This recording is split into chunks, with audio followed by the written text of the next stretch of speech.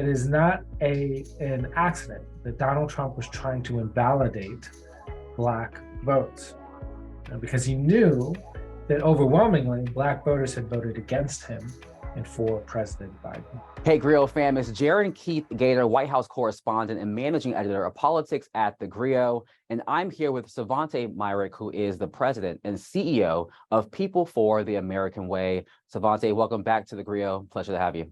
Thank you so much. Thanks for having me here.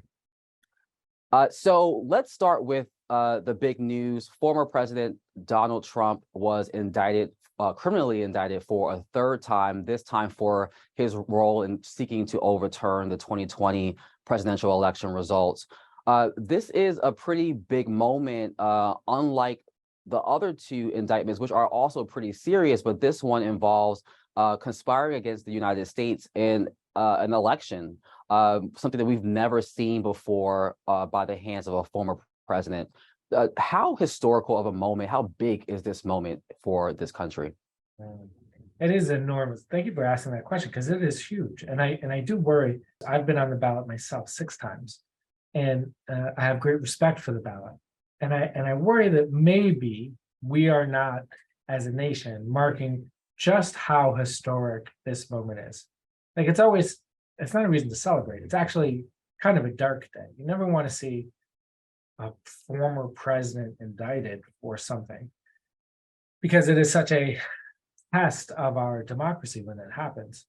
But to know that our judicial system, our legal system, is going to stand up for that ballot, is going to stand up for the right of the people to vote and then have those votes count, is going to stand up against a person who was, just a couple years ago, the most powerful person on the planet, who, as the indictment lays out, attempted to maintain his power, even though he got fewer votes than his opponent. The fact that somebody like that can be held accountable is actually a big momentous day, and it's a day that could be read about in history books well into the future. And it goes without saying that the election results that former President Trump tried to overturn were largely the result of the power of Black voters in states like Pennsylvania, Michigan, Georgia. Many of the challenges that the Trump team went after in those states were because of the Black vote. Is this a sense of solace or a win for Black voters to see, to your point, to see Trump being held accountable? Yeah, for sure. Because look, I'm not saying anything President Biden doesn't know himself. Black voters are the reason he's in the White House right now. President Biden's in the White House right now. And Donald Trump knows that too. And it's not a coincidence that the areas in which President Trump were calling to the state of Georgia, to the Secretary of State, Brad Raffensperger there, calling to the legislature in Michigan to try to throw out the voices of voters in Detroit, in Wisconsin and Milwaukee.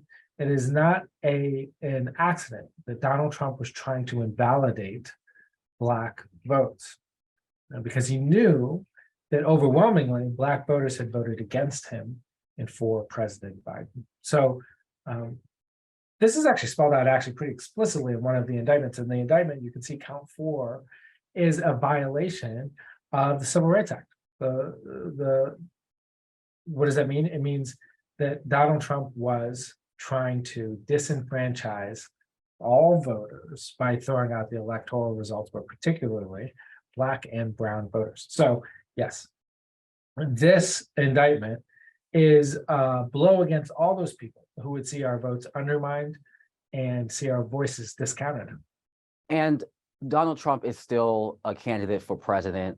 He is likely to be the nominee on the Republican ticket. And if he was to be reelected before his conviction, he could pardon himself. Yeah. Does this raise the stakes for how important the 2024 election is? It does. And this should be a wake-up call to Republican primary voters. What are you doing? I mean, what are you doing? Not only could Trump pardon himself, it seems to be the only reason he's running for president.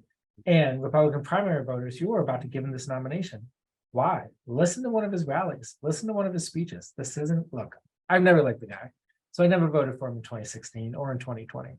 But at least in 2016 and 2020, he was talking about stuff. He wanted to build a wall, silly idea, but that's what he wanted to do.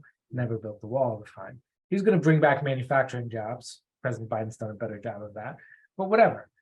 Listen to one of his speeches now. He's not talking about the wall. He's not talking about manufacturing jobs. He's not really talking about anything except his own personal grievances.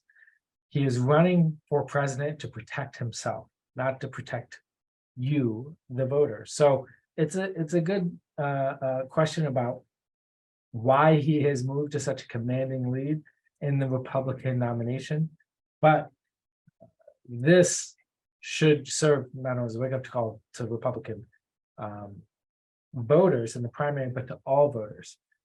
This is why this guy's running for president. Does he deserve our support or not? And we saw what happened the last time Donald Trump lost an election. There was violence on January 6th.